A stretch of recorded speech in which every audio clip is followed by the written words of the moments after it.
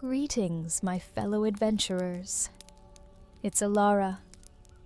Welcome back to our cozy sanctuary, where the echoes of ancient halls and the weight of forgotten legacies come alive in tales of resilience, honor, and unexpected journeys.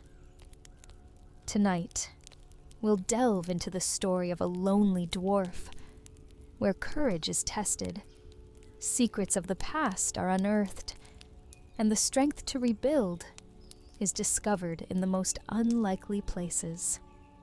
So, find your coziest spot. Let the majesty of the mountains and the glow of ancient forges spark your imagination, and prepare to be carried away on a tale of discovery, redemption, and the enduring spirit of the dwarves. Let me know in the comments where you're tuning in from, and which adventures you'd love to hear next. Let's begin. The wind howled through the jagged peaks of the Misty Mountains, carrying with it the chill of a desolate winter. The icy air bit through layers of thick wool and leather, but the lone figure trudging through the narrow mountain pass paid it little mind. His sturdy boots crunched against the snow-covered rock as his breath came in visible puffs of steam. He was Garin, a dwarf of no renown, wandering far from the halls of his kin. It had been years since Garin had left Erebor, the lonely mountain, seeking solitude after the loss of his family in the Battle of the Five Armies. While the fires of war had been extinguished, the embers of his grief still burned fiercely within him. He had turned his back on the golden halls, the echoing songs of his kin, and the warmth of the hearths. Now, he sought something more elusive, peace. But the mountains had given him no solace. Instead, they had given him whispers, whispers of a cavern, a hidden place, lost to time, said to house treasures that would rival even Smaug's hoard. It was an old tale, passed down among wandering dwarves, and Garin had heard it first from a drunken merchant in the foothills of the Blue Mountains. He had dismissed it at first, but the whispers returned, carried by travelers and vagabonds. Each tale painted the cavern as both wondrous and cursed. They spoke of jewels that glowed with their own light, weapons of unmatched craftsmanship, and a guardian, a shadow that stalked the depths, ancient and unyielding. Garin's journey had taken him through forgotten trails and treacherous paths, each step leading him closer to what he now believed might be his purpose. He had nothing left to lose, and the thought of uncovering something great, something meaningful, drove him forward. But the mountains were not kind to travelers. The paths were slick with ice, and the cliffs seemed to leer at him, daring him to falter. As night fell, Garin found a small alcove to rest.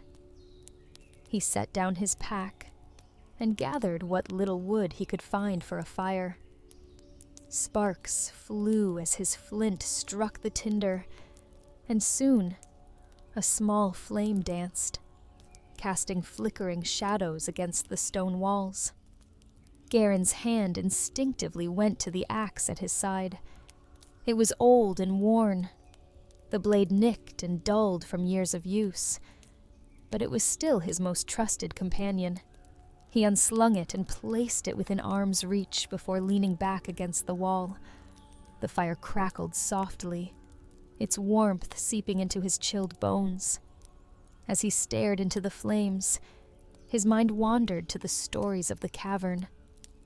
Could it truly exist? And if it did, what would he find there? Riches? Glory? Or something darker? He closed his eyes, letting the questions swirl in his mind until sleep finally claimed him. The following day, Garen's journey brought him to a narrow gorge. The path was treacherous, the cliffs towering on either side like the jaws of some great beast. Snow fell steadily, blanketing the ground and muffling his footsteps. It was in this silence that he first felt it, the faint hum of something unnatural. Garen paused, his sharp eyes scanning the landscape. Ahead, half hidden by a curtain of snow, was an archway carved into the rock. It was ancient, the stone weathered and cracked, but the intricate runes etched into its surface still glowed faintly, as if imbued with a power that refused to fade. He approached cautiously, his hand resting on the hilt of his axe. The runes were written in an old dwarvish dialect, one that Garen could frailly decipher. What he could read chilled him. Beware the shadow of greed. Despite the warning, Garen felt a pull, a compulsion to step through the archway. He took a deep breath and entered. The air inside was heavy, damp, and tinged with the metallic scent of stone and something else, something ancient. The faint glow of the runes outside was replaced by the soft shimmer of gemstones embedded in the walls, casting the cavern in hues of blue and green. Garen's breath caught in his throat. He had never seen anything like it. The chamber was vast, its ceiling stretching high above him, disappearing into the darkness. Stalactites dripped water into shallow pools that reflected the gemstone light like mirrors. In the center of the chamber stood a pedestal, and upon it, a single object glinted, a small, ornate chest. Garen's instincts screamed caution, but curiosity won out. He approached the chest slowly, each step echoing through the cavern. The closer he got, the more he felt the weight of unseen eyes watching him. His fingers brushed against the lid, and for a moment he hesitated.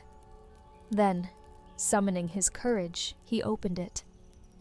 Inside was a golden key, its surface etched with the same glowing runes as the archway outside. As he picked it up, the ground beneath him trembled. A low growl echoed through the chamber, sending a chill down his spine. Garen spun around, his axe at the ready. From the shadows at the edge of the chamber, a pair of glowing eyes emerged. The creature that stepped forward was unlike anything he had ever seen. It was massive, its form shifting between solid and shadow, its movements fluid yet deliberate. It resembled a great beast, but its features were indistinct, as if it were not fully part of this world. "You dare disturb the treasures of the mountain?"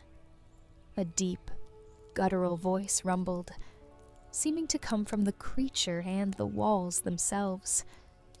Garen tightened his grip on his axe. "I seek no harm," he said, his voice steady despite the fear coursing through him. "I seek answers." The creature circled him slowly, its glowing eyes never leaving his. "Answers come at a price," it growled, "and greed carries a heavy cost." Garen felt the weight of the key in his hand. He knew this was a test, but of what, he could not yet say. "I am no thief," he said. "If I have taken what is not mine, I will return it." The creature paused, its glowing eyes narrowing. "You speak truth," it said after a long moment. "But the path ahead is not for the faint of heart. Prove your worth, or be consumed by the shadow. With that, the creature retreated into the darkness, leaving Garen alone in the chamber. His heart pounded in his chest, but his resolve was firm. He had come too far to turn back now. Clutching the key, he stepped toward the next passage, ready to face whatever lay ahead. The air grew heavier as Garen ventured deeper into the mountain. The passage ahead was narrow, its jagged walls closing in like the teeth of some ancient beast. Each step echoed ominously, the sound bouncing through unseen caverns. The faint shimmer of gemstones embedded in the stone walls provided just enough light to guide his path. His grip on the golden key tightened as he pressed forward, wary of the shadowy guardian's words. "Prove your worth, or be consumed by the shadow." The words lingered in his mind, a haunting reminder of the trials that lay ahead. Yet Garen's resolve did not waver. The whispers of treasure, of legacy, of something greater than himself, pulled him forward like an invisible tether. The passage opened into another chamber, smaller than the first, but no less magnificent. The walls here shimmered like polished mirrors, reflecting the faint glow of the gemstones scattered throughout. In the center of the room stood a pedestal, similar to the one in the first chamber, but this one bore an inscription carved into its surface. Garen approached cautiously, his eyes scanning the room for any signs of movement. The inscription glowed faintly as he neared, written in ancient Dwarvish. "The heart of a dwarf is weighed not by gold, but by the measure of his deeds." A small compartment on the pedestal slid open with a soft click, revealing another object, an intricately crafted dwarven gauntlet. Its surface was etched with runes, each glowing faintly with a golden hue. Garen hesitated before picking it up, his instincts screaming caution.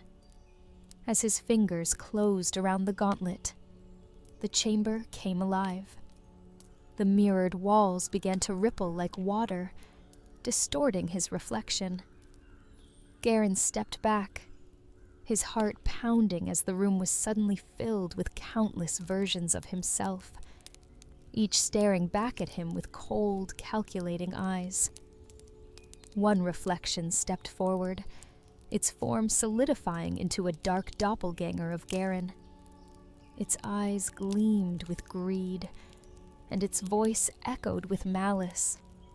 "You seek the treasures of the mountain, yet you abandon your kin and your halls."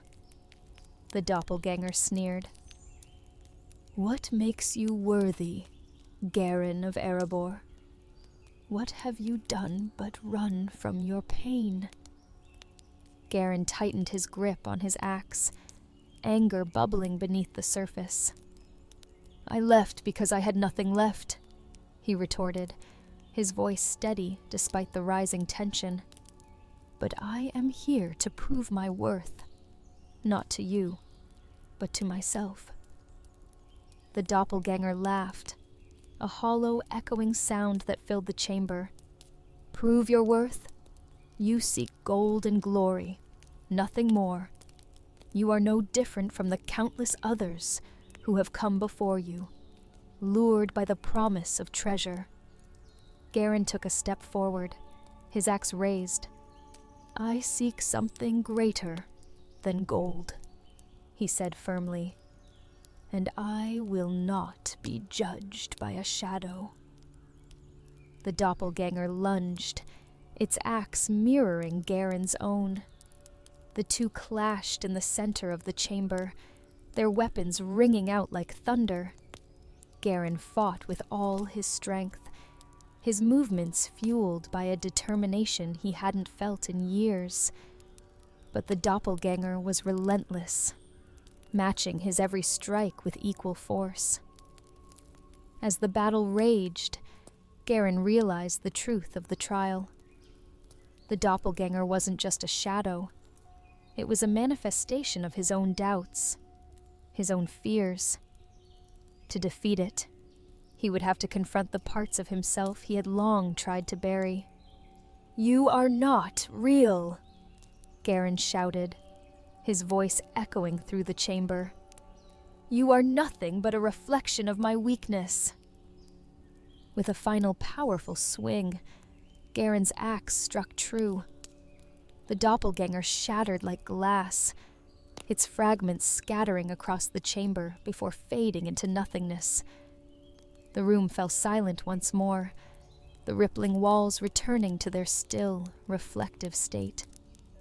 Garin stood there, breathing heavily, his axe still raised. The gauntlet in his other hand pulsed with a faint warmth, as if acknowledging his victory. Slowly, he lowered his weapon and turned back to the pedestal. The inscription glowed brighter now, and the faint outline of another passage appeared on the far side of the chamber. The new passage was steep and winding, the air growing colder with each step. The light of the gemstones dimmed, leaving Garin to rely on the faint glow of the gauntlet to guide his way. He could feel the weight of the mountain pressing down on him, the silence oppressive and unyielding. As he descended, he couldn't shake the feeling that he was being watched. The Guardian's presence was faint, but undeniable, a shadow lurking just beyond the edge of his vision. Finally, the passage leveled out, opening into a vast cavern, unlike anything Garin had seen before. The walls were studded with gemstones of every color, their light reflecting off the crystal-clear pool of water that filled the center of the room.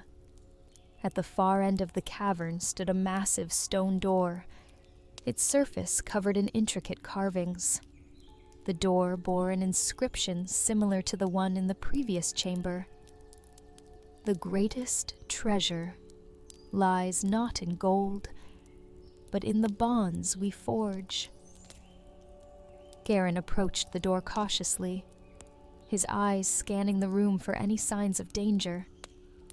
The pool of water was unnervingly still, its surface like glass. He couldn't shake the feeling that something was waiting beneath it. As he reached the door, a low growl echoed through the cavern. Garin spun around, his axe at the ready, as the water began to ripple. Slowly, a massive form emerged from the depths, a creature made of shadow and stone, its eyes glowing with an eerie light. "You have come far, dwarf," the creature rumbled, its voice shaking the very walls of the cavern. "But the final trial awaits. Only those who understand the true value of what they seek may pass." Garin tightened his grip on his axe, his heart pounding in his chest. The creature loomed over him, its massive form casting a shadow that seemed to swallow the cavern whole. "I seek not gold, but purpose," Garin said, his voice steady despite the fear coursing through him. "I seek to prove that I am more than my past, more than my failures." The creature regarded him silently for a moment, before stepping aside, revealing the door behind it. "Then prove it," it said simply.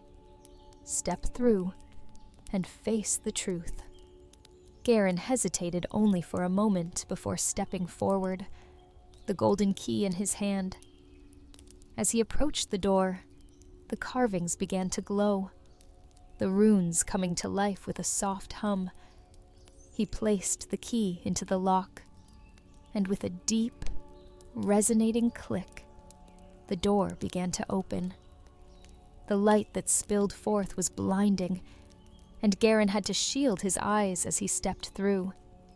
He didn't know what awaited him on the other side, but he knew one thing for certain. His journey was far from over. The blinding light faded as Garen stepped through the great stone doorway. Beyond it lay a vast cavern, unlike anything he had encountered so far. The air was thick with an almost electric energy, and the walls of the cavern shimmered as if laced with starlight. At the center of the room, a massive altar carved from black stone stood, its surface glowing faintly with ancient runes. Resting atop the altar was a crown, simple, yet impossibly beautiful, forged from a metal that seemed to shimmer and shift in color like the aurora borealis. But Garen's attention was drawn to the figure standing near the altar. It was the Guardian, now fully materialized. Its form no longer just a shadow, but a solid presence. The Guardian wore a cloak of midnight black, its eyes glowing with the same intensity as the runes on the altar. In one hand, it held a staff topped with a shard of pure crystal, while the other hand gestured for Garen to approach. "You have come far," the Guardian said, its voice resonating through the cavern like a distant drumbeat. "You have faced your fears, resisted temptation, and proven your worth. But your final challenge lies ahead." Garen stepped closer, his axe still in hand, though he doubted it would be of much use here. "What is this challenge?" he asked, his voice echoing in the vast emptiness of the cavern. The Guardian gestured to the crown. "This is the crown of the Forgotten Kings," it said. "Forged in an age when dwarves ruled not just the mountains, but the lands beyond. It carries the weight of their legacy, their ambition, and their downfall. To claim it is to bear the responsibility of their history." Garen frowned, his grip tightening on his axe. "I did not come here for a crown," he said. "I came to find something greater, a purpose." The Guardian nodded slowly. "And you shall have it. But the crown is more than an artifact. It is a symbol of what you seek: leadership, responsibility, and the courage to face the unknown." Before Garen could respond, the cavern began to shift. Shadows emerged from the walls, coalescing into the forms of ancient dwarves. Their faces were stern, their eyes glowing like molten gold. They surrounded Garen, their presence oppressive and unnerving. "You stand before the Council of Shadows," the Guardian intoned. "Each of these spirits represents a king of old, rulers who once wore the crown. To claim it, you must convince them that you are worthy." Garen's heart pounded as the spirits stepped closer, their forms flickering like candle flames. One of them spoke, its voice a harsh whisper. "You abandoned your people. You turned your back on your kin. What makes you think you deserve to bear the legacy of the dwarves?" Another spirit spoke, its tone cold and accusing. "You seek purpose, yet you carry only grief and regret. How can you lead others when you cannot even lead yourself?" Garen felt their words like blows, each one striking deep, but instead of faltering, he stood taller. "I left because I thought I had lost everything," he said, his voice steady. "But in my journey, I have learned that what I lost does not define me. My strength lies in what I can still build, in the bonds I can forge." The spirits murmured among themselves, their voices a chorus of whispers. Finally, the Guardian raised its staff, silencing them. "You speak of bonds, yet you walk alone, it said. What makes you believe you can rebuild what has been broken? Garen hesitated, the weight of the question pressing down on him. Because I have seen the cost of isolation, he said finally. I have felt the emptiness it brings. If I can carry even a fraction of the burden my ancestors bore, then perhaps I can honor their memory by ensuring no one else has to bear it alone. The cavern grew silent, the shadows retreating slightly, as the spirits regarded Garen with a mixture of curiosity and approval. The guardian stepped forward, its glowing eyes fixed on him. You have faced your fears and spoken the truth of your heart, but the choice is still yours. Will you take the crown and all that it entails, or will you leave this place as you are? Garen looked at the crown, its shimmering surface almost hypnotic. He thought of his people, of the legacy of the dwarves, and of the sacrifices his ancestors had made. Slowly, he lowered his axe and stepped forward, his hand reaching out for the crown. As his fingers brushed the metal, a surge of warmth spread through him, not physical, but deeply emotional. Memories flooded his mind, not just his own, but those of the dwarves who had come before him. Their struggles, their triumphs, their sacrifices. They were all there, a tapestry of history woven into the very fabric of the crown. Garen lifted the crown and placed it on his head. The moment he did, the cavern erupted in light, the shadows dissolving into nothingness. The spirits bowed their heads in unison before fading away, leaving Garen alone with the guardian. You have chosen wisely, the guardian said, its voice softer now, almost reverent. The crown does not make you a king, Garen. It is your actions that will define your rule. When Garen emerged from the mountain, the sun was rising over the Misty Mountains, painting the snow-covered peaks in hues of gold and crimson. He felt lighter, not because his burden had been lifted, but because he now carried it with purpose. The crown rested in his pack, a symbol not of power, but of responsibility. Garen knew his journey was far from over. He would return to Erebor, not as the broken man who had left it, but as someone ready to rebuild, to lead, and to honor the legacy of his people. As he descended the mountain, the wind carried a faint whisper, the echo of the guardian's parting words. True kingship lies not in wealth or power, but in the strength to lift others when they fall. Garen smiled, the weight of his grief finally giving way to the hope of what lay ahead. For the first time in years, he felt truly at peace. As the tale of Garen and his journey through the depths of the mountain draws to a close, let this story remind us of the resilience found in facing our fears, and the courage to seek purpose beyond loss. Remember, my fellow adventurers, that in the shadows of the past, it is the bonds we forge and the strength within us that light the way forward. Thank you for joining me tonight.